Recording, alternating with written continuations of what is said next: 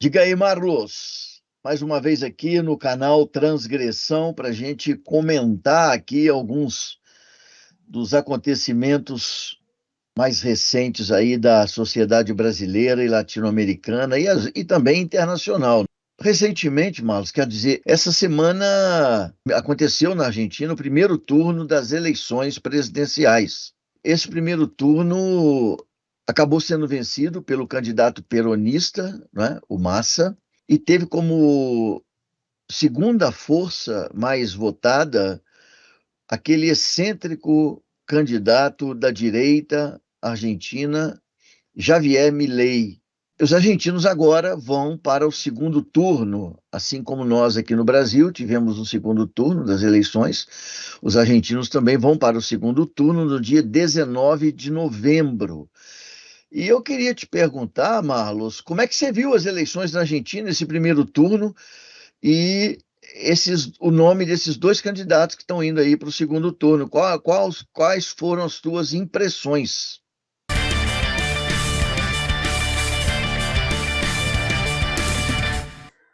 Meu amigo Carlos Magno, não é preconceito com os argentinos.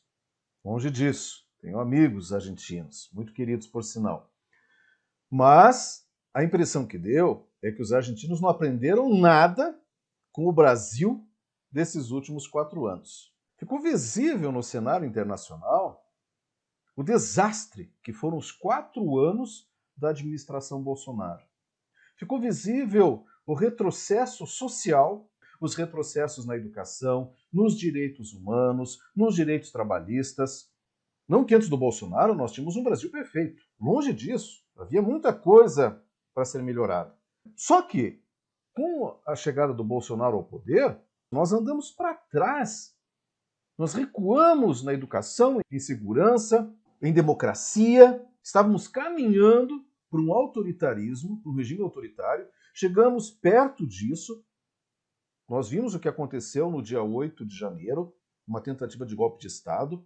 Nós temos um ex-presidente que declaradamente insuflou a sociedade a dar um golpe de Estado, e agora, com as denúncias que estão saindo, em função das delações premiadas, da delação premiada, né, do Mauro Cid, mais coisas estão vindo à tona, como o próprio Bolsonaro querendo, conversando com as Forças Armadas e jogando a ideia de um golpe de Estado. E o que a gente está vendo acontecer na Argentina? Nós vemos um candidato muito próximo das ideias do Bolsonaro. Aliás, ele mesmo, Javier Milei, se declarou participante de uma visão de Estado, de uma visão política muito próxima à do Trump e à do Bolsonaro. E todo mundo sabe também o que aconteceu com o Trump nos Estados Unidos. Quer dizer, o país que se gaba de ser uma democracia viveu uma situação de tentativa de golpe de Estado, um atentado também à sua democracia. E, de repente, o que está acontecendo na Argentina? Os argentinos estão... Muitos argentinos querem no poder alguém que promova um retrocesso social, político, econômico, numa escala tão grande ou maior a que aconteceu aqui no Brasil com o governo Bolsonaro. Não sei se é essa a sua opinião também.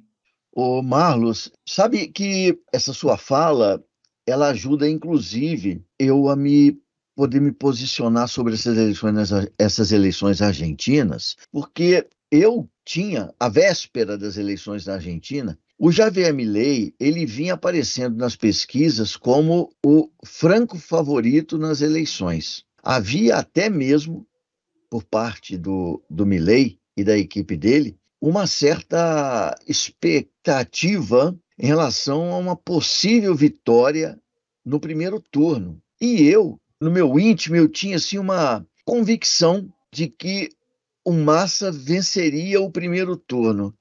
E a razão disso é exatamente o que você acabou de explicar. O exemplo brasileiro tido aqui com o governo de Jair Bolsonaro, e eu tinha essa sensação porque é o seguinte, eu enxergo uma diferença entre os eleitores e o povo brasileiro e os eleitores e o povo argentino. É verdade que existe entre nós muitas e muitas semelhanças, somos vizinhos, somos latino-americanos e, como latino-americanos, temos muitas coisas em comum. Mas eu acho que o povo argentino ele tem uma formação melhor do que a do brasileiro, de modo geral. E eu achava que essa formação melhor ela acabaria fazendo com que houvesse um despertar entre os argentinos para evitarem o grande desastre que seria colocar esse homem na presidência da República do país.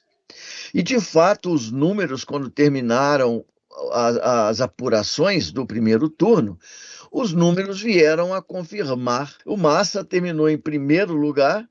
A margem não foi muito grande da vantagem. Ele teve, parece que, 36% de votos, enquanto o Milei teve 30% dos votos. A margem de vantagem não foi muito grande, mas ele venceu no primeiro turno, e isso abre espaço para que ele volte a vencer no segundo turno, que será disputado no dia 19 de novembro.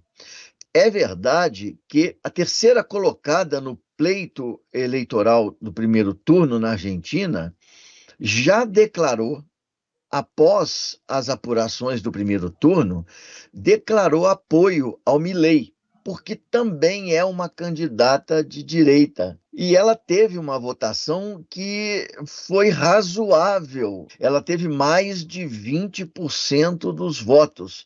Ou seja, se a gente fizer se a gente aceita a ideia de que os votos dela e do partido dela migrarão todos para o Milei, a gente chega à soma de mais de 50% para ele. Mas isso não é um fato, isso necessariamente não vai acontecer. Ela pode declarar apoio ao Milei, mas os eleitores que votaram nela podem perfeitamente bem, ao analisar as possibilidades, ao analisar o que significa efetivamente esse Milei, os eleitores podem simplesmente tomarem a decisão ou de não comparecerem às urnas ou de votarem a favor do Massa, na verdade, numa proposta de evitar o mal maior. Eu espero, meu amigo, que esse seu otimismo venha a se confirmar. Que os argentinos têm os brasileiros como uma lição. Até porque, o que a gente observa na Argentina? Nós tivemos esses quatro anos, né, de governo na Argentina, de um centro-esquerda, que infelizmente, do ponto de vista econômico, deixou muito a desejar, a ponto da inflação passar dos 100%. Então a gente percebe que há uma insatisfação da população argentina com esse governo de esquerda. A mesma razão pela qual esse governo foi eleito depois do governo do Macri. Havia uma insatisfação com a direita que ficou no poder. E a gente, se somar os votos da candidata, né, de direita com o candidato de direita, Javier Milei, dá mais de 50% dos votos, como você falou. O que demonstra uma insatisfação. Essa insatisfação dos argentinos com relação ao governo anterior, ao governo mais à esquerda. E há uma tendência a querer ir para a direita novamente. O Milei não é somente um candidato de direita. Um candidato de direita era o governo Macri, era a outra candidata, que acabou fazendo 20% dos votos e não foi para o segundo turno, mas que é do partido do Macri. O Javier Milei, ele é um sujeito de extrema direita. A gente vê no discurso dele um discurso destruidor, um discurso que coloca em risco avanços sociais na Argentina, um discurso que é agressivo, um discurso que é autoritário, e o curioso, né, é que ele se diz um sujeito democrático, libertário, tem uma visão de mundo libertária, é um ultraliberal, mas ao mesmo tempo é contra o aborto, é contra uma série de liberdades individuais, é contra direitos humanos, é contra a educação pública, a democratização da educação. Então ele é uma ameaça, não apenas por ser exótico, mas é uma ameaça por ser alguém autoritário, que destila esse autoritarismo, esse ódio. Talvez não da maneira tão pontual, como era o governo Bolsonaro, de defender armas, apesar que o Javier também defende liberação de armas, mas de defender armas, de ter um discurso mais de golpista do que o Javier Milei, mas é visível no discurso dele esse destilar de ódio, até pela expressão dele. Se a gente vê ele falando, é um sujeito que assusta. Ele fala com raiva, com agressividade. E fala com agressividade, fala com raiva de ganhos sociais. Ele fala com raiva da educação pública, ele fala com raiva da saúde pública, ele fala com raiva do Ministério da Mulher, ele fala com raiva da questão de gênero. Então, É interessante, Marlos, isso que você está falando, porque, veja, Brasil e Argentina e os demais países latino-americanos, nós somos países em desenvolvimento, somos países ainda que ainda precisamos avançar muito no plano social, no plano econômico, mesmo no plano político, cultural, educacional, enfim, há uma série de deficiências no nosso desenvolvimento. Brasil e Argentina são países, digamos, ainda subdesenvolvidos. Agora, veja, a população argentina, assim como a população brasileira, ela sente essas enormes deficiências que nós temos. E nossas populações, elas são raivosas em relação a esse atraso insuperável que existe nos países latino-americanos. Então, você mencionou a raiva do Milei, e eu estou mencionando aqui agora que as populações argentina, brasileira e dos demais países latino-americanos, elas são também raivosas por conta do nosso atraso. E o que o Milei faz com a raiva dele? Ele tenta canalizar a raiva que a população tem através da raiva dele para tudo aquilo que é do interesse da população. É muito interessante, porque o Milei, ele representa, Marlos, a elite argentina. O Milei quer acabar com a educação pública, o Milei quer acabar com a saúde pública na Argentina. Quem é que vai dar conta de bancar a saúde das famílias mais humildes ou mais necessitadas? Quem é que vai dar conta de garantir uma equidade social que é conseguida, sobretudo, mediante educação gratuita?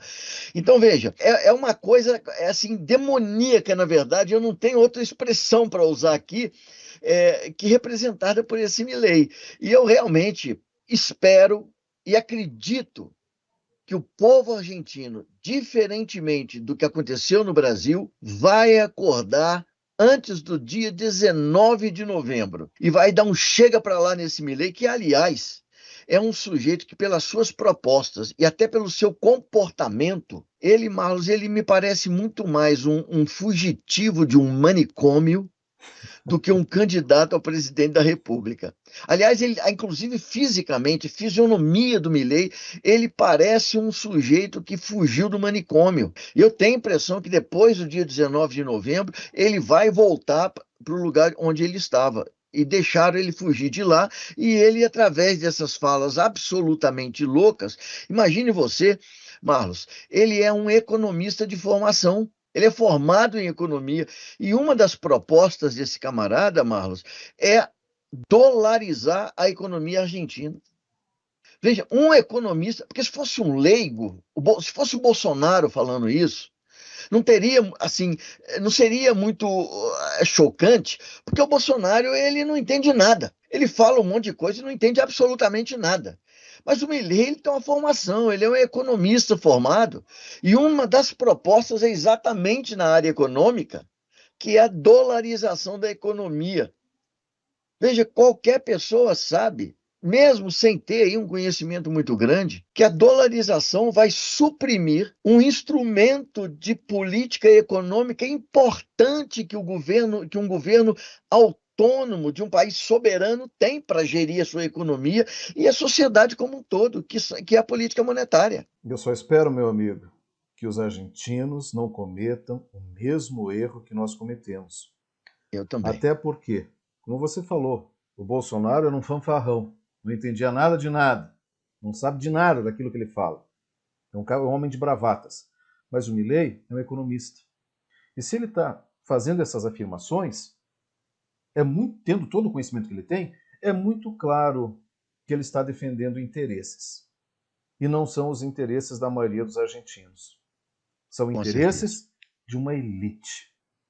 E de uma elite bastante seleta ainda. Tomara que os argentinos tomem o Brasil desses últimos 4 anos como uma lição. Que não tenha sido em vão o sofrimento que nós passamos aqui nesses 4 anos do governo Bolsonaro. É isso aí. Avante Argentina!